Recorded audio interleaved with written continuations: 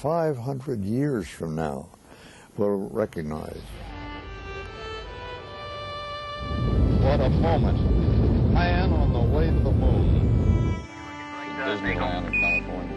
People from all walks of life, all corners of the world, can come together to watch that historic moment. We're home. 413 is in. Man on the moon. And I was just speechless.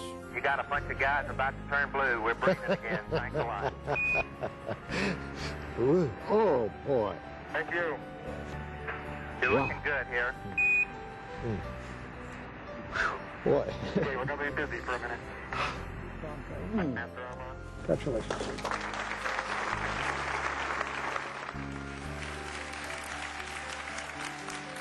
What an honor it is to share the same room even with these heroes. All of you heroes, whether you are back there screwing on bolts or out there in space with your names in the headlines.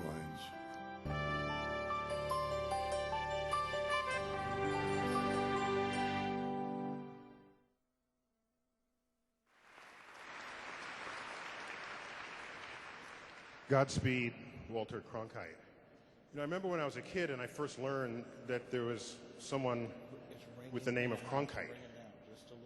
Do you know anyone else named Cronkite other than Walter Cronkite? I don't think so. So the name was kind of interesting to me because I knew enough about the periodic table of elements that it sounded like it was some new kind of element. You know, there's aluminum and then there's Cronkite, you know, made of Cronkite. What must it be?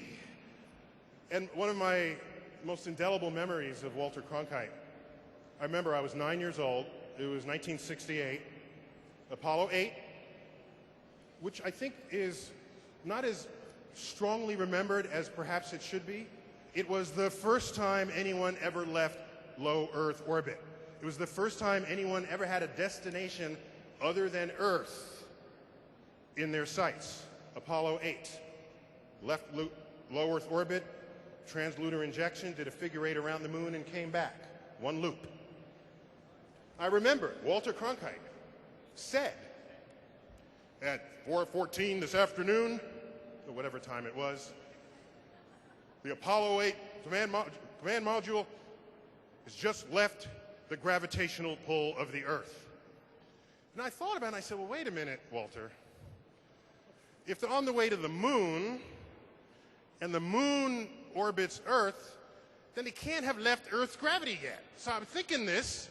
So did he get that wrong? I would later learn, of course, he's referring to that Lagrangian point between Earth and the moon, where you cross over that point, you fall towards the moon instead of falling back towards Earth. And so at that point, you can sort of colloquially say you've left the gravitational influence of the Earth. But that's my earliest memory of Walter. I learned a bit of physics from him. My first time learning about one of the Lagrangian points where the forces that operate on your position cancel. So once again, Godspeed, Walter Cronkite died on the anniversary of the Apollo 11 mission. Apollo 11 had already been launched in its 40th anniversary, so what a way to go. Walter Cronkite. It's a busy week. We lose Walter Cronkite. We gain some appointments. Did you see the Senate confirmations? I did. It was great. They were there. They were. United States Senate confirmed a new NASA administrator and a new deputy administrator, Charlie Bolden and Lori Garver.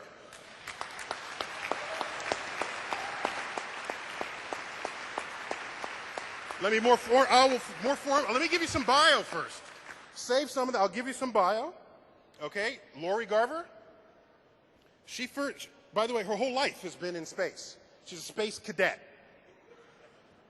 Now she's space deputy, right? So started working for John Glenn in 1983. She was director of the National Space Society. She was NASA's associate administrator for policy and plans in the Clinton administration. She was a full-time consultant as president of Capital Space. She was a civil space policy advisor for the 2008 Obama campaign. Lori, I've known her for 15 years. Ever since I had a relationship with the Planetary Society, an organization originally founded by Carl Sagan. She was an advisor to the Planetary Society for many years.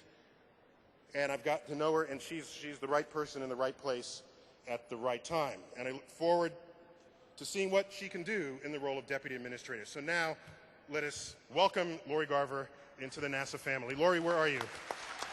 Here she goes, Lori Garver. Thank you.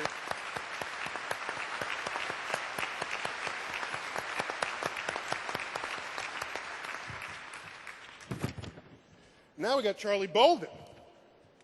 I've known Lori Garver for 15 years. I've known Charlie Bolden for 15 minutes. We basically just met in the green room. The man is looks like he came out of Central Casting when you look at what he brings to the table here. 4 decades in public service. He was a combat pilot for the Marines. Combat pilot. Spent 14 years as a member of NASA's astronaut corps. The man is pedigreed. Like you're looking around and say, that man, that's who we want. But let's take a look at what Charlie's done as a NASA astronaut. We've got some video of this. Let's check it out. Because we know from 1986 to 1994, he traveled in space 4 times aboard the shuttle, commanding 2 missions.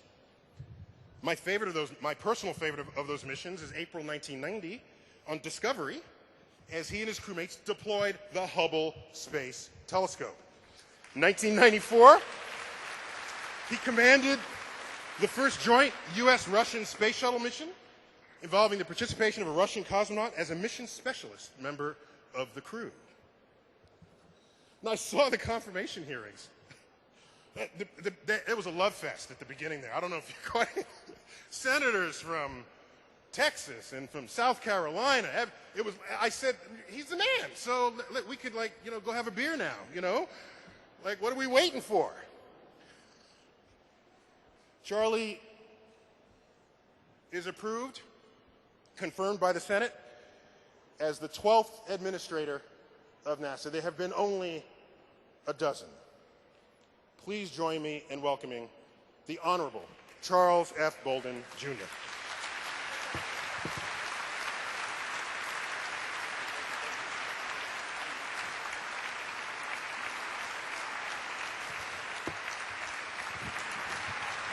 Thank you all very much. And thank you, Neil, for the great introduction. It's a privilege to be here tonight. I would like to take a moment to thank the National Air and Space Museum for hosting this tremendous event, as well as last night, which was incredible. Those of you who were here, I think you understand what I mean when I say it was incredible. It has been an incredible weekend, starting with the National Symphony at the Kennedy Center on Saturday night, and it's just special. Let's give everybody, especially the National Air and Space Museum, a big round of applause.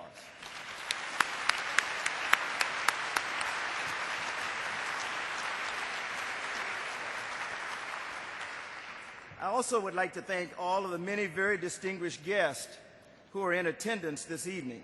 We are honored by your presence.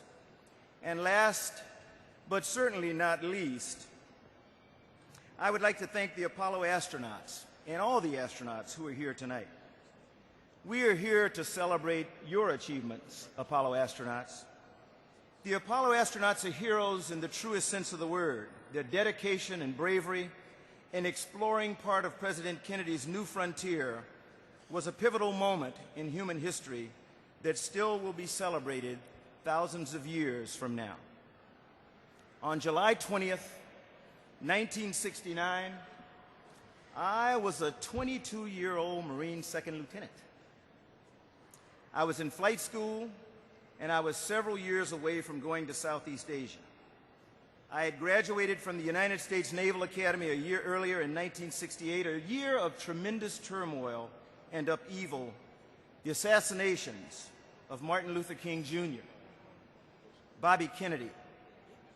There were riots across the country, including here in Washington and at the Democratic National Convention in Chicago. The nation appeared to be coming unhinged.